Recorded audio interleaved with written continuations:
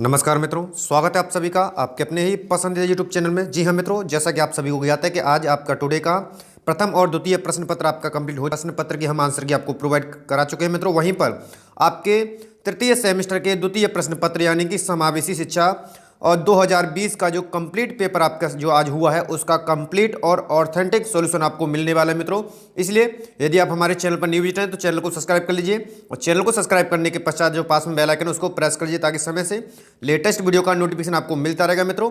तो चलिए वीडियो को आरंभ किया जाता है। वहीं पर आपने अभी तक हमारे सेकंड चैनल मैथ्स रीजनिंग गुरु को सब्सक्राइब नहीं किया है तो जिसका लिंक वीडियो के डिस्क्रिप्शन बॉक्स में है, आप अधिक से अधिक संख्या में इसको भी सब्सक्राइब करेंगे और शेयर करेंगे। तो यहाँ आप सभी के सामने आपका द्वितीय प्रश्न पत्र जो कि तृतीय सेमेस्टर 2020 का द्वितीय प्रश्न पत्र समावेशी शिक्षा, इसका पूर्णांक आप सभी को ज्ञात है कि 50 अंकों का है और कंप्लीट आंसर की आपको बिल्कुल से ऑथेंटिक आंसर की आपको मिलने वाली है मित्रों। तो पहला, संयुक्त राष्ट्र ने निःशक्त जन अधिकार की घोषणा कब की थी? तो इसका करेक्ट आंसर आपका 9 दिसंबर 1975 को की गई थी, यानी फोर्थ आंसर इसका बिल्कुल से करेक्ट हो जाएगा। वहीं पर सेकंड है आपका कि दृष्टि बाधित बालकों के लिए लिपि है, यानी जो दृष्टि बाधित बालक होते हैं उनके लिए ब्रेल लिपि, ठीक है, ब्रेल लिपि का प्रयोग किया जाता है उसके जिससे वो अधिगम करते हैं, अध्ययन करते हैं, जो 6 डॉटों में बटी होती है, ठीक है, या 6 डॉटों से मिलकर के बनी होती है। नेक्स्ट आपका विशेष आवश्यकता शिक्षा विश्व सम्मेलन सलमानता किस वर्ष आयोजित किया गया था? ठीक है, तो विशेष आवश्यकता शिक्षा विश्व सम्मेलन सलमानता जो वर्ष में आयोजित किया गया था वह थी 1994, यानी कि आपका पहला ही ऑप्शन बिल्कुल से करेक्ट है। नेक्स्ट आपका हक लाने के कारण है। ठीक है, देखो हक लाने के कारण कई बार क्या होता है, वंशानुक्रम और पात्रता दोनों के कारण से विद्यार्थी या बालक के अंतर्गत ये हक लाने के कई बार कुछ वातावरणीय जन्य कारक होते हैं, कुछ वंशानुक्रम जन्य कारक होते हैं, इसलिए आपका आंसर यहाँ पर हो जाएगा उक्त दोनों। ठीक है, ये करेक्ट आंसर होगा। नेक्स्ट क्वेश्चन आपका भारत सरकार द्वारा मानसिक स्वास्थ्य अधिनियम कब लागू किया गया था? तो भारत सरकार के द्वारा मानसिक स्वास्थ्य अधिनियम 1987 में लागू किया गया था, यानी ऑप्शन 2 बिल्कुल से करेक्ट हो जाएगा। नेक्स्ट क्वेश्चन आपका टेलर फ्रेम का उपयोग किया जाता है। तो टेलर फ्रेम जो होता है उसका उपयोग मानसिक मंदता वाले विद्यार्थियों के हेतु किया जाता है। ठीक है, नेक्स्ट प्रश्न आपका बालक समाजीकरण की प्रक्रिया को सीखते हैं। ठीक है, तो देखो बालक जब समाजीकरण की प्रक्रिया की सीखते हैं सबसे पहले परिवार आता है, उसके पश्चात विद्यालय, फिर उसकी अपनी अभिवृत्तियां रुचियां। ठीक है, तो इस तरह देखा जाएगा तो ओवरऑल यानी उपयुक्त सभी बिल्कुल से करेक्ट आंसर होगा। वहीं पर अगला प्रश्न आपका है परामर्श का मुख्य उद्देश्य होता है। तो देखिए परामर्श का मुख्य उद्देश्य यह भी होता है कि विद्यार्थी को अपनी आत्म की स्वीकृति, उसका ज्ञान कराना, आत्म ज्ञान कराना और उसकी सामाजिक सामंजस्य भी स्थापित करना। तो यहाँ पर भी आपका ओवरऑल यानी ऑल ऑफ दी यानी उपयुक्त सभी भी बिल्कुल करेक्ट होगा। वहीं पर आपका नेक्स्ट प्रश्न है गैर सरकारी संगठन जो अभावग्रस्त बालकों के लिए योजना बनाते हैं इन्हें कहते हैं नॉन गवर्नमेंट ऑर्गेनाइजेशन, यानी एनजीओ कहते हैं इनको। ठीक है, तो आपका डी ऑप्शन यानी फोर्थ ऑप्शन बिल्कुल करेक्ट हो जाएगा। नेक्स्ट आपका मंडलीय मनोविज्ञान केंद्र की उत्तर प्रदेश में कुल संख्या है। तो मंडल स्तर पर जो मनोविज्ञान केंद्र की जो शाखाएं खोली गई, जिले स्तर पर खोली गई, तो उनकी संख्या 10 है। ठीक है, तो यानी ऑप्शन ए बिल्कुल से करेक्ट हो जाए जो कि इलाहाबाद में खोली गई थी। ठीक है, नेक्स्ट आपका है निम्न में से किसे बुद्धि परीक्षण का जनक कहा जाता है? तो बुद्धि परीक्षण का जो जनक 1905 में बिने के द्वारा कहा गया था, तो इसको बिने आपका यानी फोर्थ आंसर बिल्कुल करेक्ट हो जाएगा। नेक्स्ट क्वेश्चन है टर्मन के अनुसार सामान्य बालकों की बुद्धि लब्धि होती है। तो टर्मन के द्वारा जो बुद्धि लब्धि की जो टेबल दी गई थी उसमें से सामान्य बालकों की जो बुद्धि लब्धि 90 से लेकर के 110 बताई गई थी, जो बिल्कुल से करेक्ट और सबसे विश्वसनीय टेबल इनकी दी गई थी। तो करेक्ट आंसर 4 हो जाएगा। नेक्स्ट प्रश्न आपका राष्ट्रीय न्यास अधिनियम कब पारित हुआ था? ठीक है, तो देखिए राष्ट्रीय न्यास अधिनियम का जो पारित हुआ था वो 1999 में पारित हुआ था, यानी ऑप्शन ए बिल्कुल से करेक्ट हो जाएगा। नेक्स्ट क्वेश्चन आपका राष्ट्रीय दृष्टि दिव्यांगजन सशक्तिकरण संस्थान कहाँ पर स्थित है? तो यह देहरादून में स्थित है। ठीक है, तो आपका करेक्ट आंसर देहरादून यानी कि ऑप्शन ए हो जाएगा। वहीं पर आपका है व्हाइट कैन डे कब मनाया जाता है? तो व्हाइट कैन डे 15 अक्टूबर को मनाया जाता है, यानी ऑप्शन ए बिल्कुल से करेक्ट हो जाएगा, यानी 1 ऑप्शन बिल्कुल करेक्ट हो जाएगा।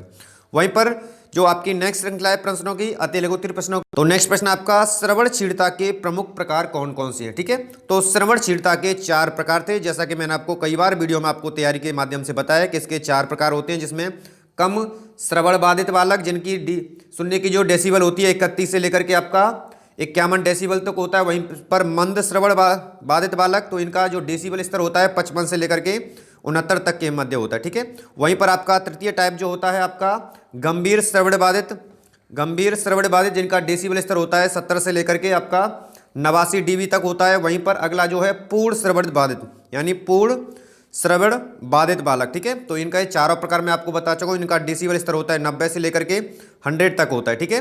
यानी पूर्ण रूप से ये बाधित होते हैं श्रवण के समय, ठीक है। तो आपके बिल्कुल से 4 प्रकार आपके बेहतर तरीके से आप कर पाए होंगे इनको भी। नेक्स्ट आपका विशिष्ट अधिगम निषक्ता के प्रकारों के नाम लिखिए, ठीक है। तो देखिए विशिष्ट अधिगम निषक्ता के जो प्रकार हैं वो 3 प्रकार हैं। कितने प्रकार हैं? 3 प्रकार हैं, जिनके नाम आपका पहला है अधिगम विकृत, ठीक है।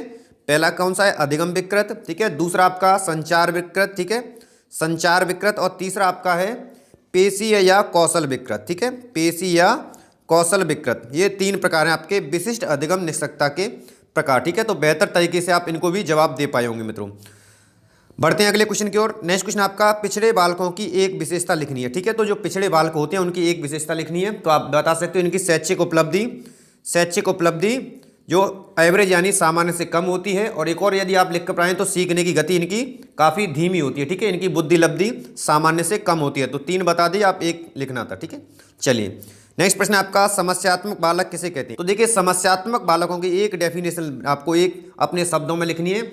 ऐसे बालक जिनकी बुद्धि लब्धि औसत से या तो अधिक होगी या उससे कम होगी, ठीक है। औसत से अधिक होगी या कम होगी, वो आपके बालक समस्यात्मक बालक कहलाते हैं, ठीक है। आप इसे अपने शब्दों में बेहतर तरीके से लिख पाए होंगे।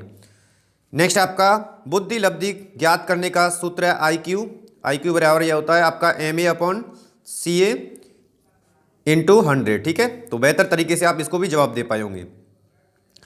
नेक्स्ट क्वेश्चन आपका प्रतिभाशाली बालकों की पहचान किस प्रकार करेंगे? तो देखिए प्रतिभाशाली जो बालक होते हैं उनकी पहचान भिन्न भिन्न मानसिक परीक्षणों के आधार पर आप कर सकते हो।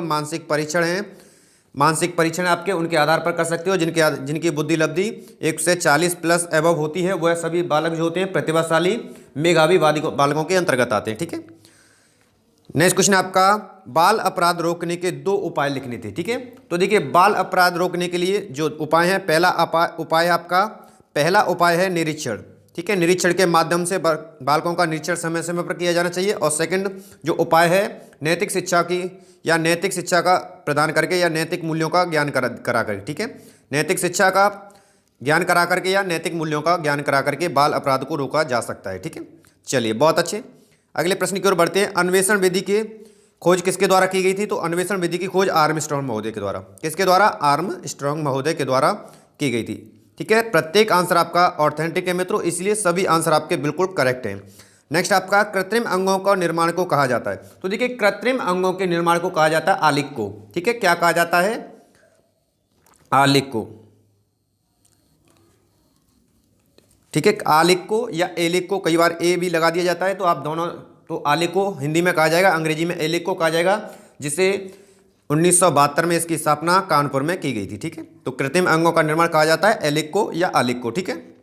चलिए नेक्स्ट प्रश्न आपका है शरीर के आधे से अधिक भाग में अवरुद्ध गति अक्षमता को नाम लिखिए। तो जिसे पक्षाघात कहा जाता है, ठीक है। पक्षघात कहा जाता है। क्या कहा जाता है आपका? पक्षघात, ठीक है। तो आप इसको भी बेहतर तरीके से जवाब दे पाए होंगे, ठीक है।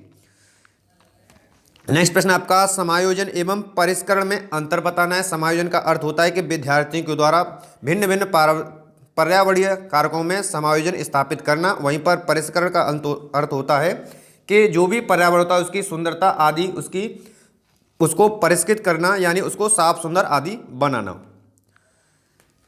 नेक्स्ट प्रश्न आपका शरीर के अंगों में असमन्वित गति कहलाती है, ठीक है। तो शरीर के अंगों में जो असमन्वित गति होती है उसको गत्यात्मक निःशक्तता कहा जाता है, ठीक है। क्या कहा जाता है? गत्यात्मक निःशक्तता कहा जाता है, ठीक है। चलिए अगले प्रश्न की ओर बढ़ा जाता है। तो सहायक उपकरणों का निर्माण की प्रक्रिया को क्या नाम है? तो देखिए सहायक उपकरण हैं उनको शिक्षण सामग्री कहा जाएगा, ठीक है।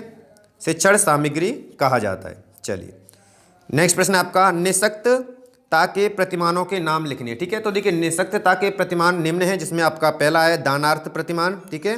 पहला आपका दानार्थ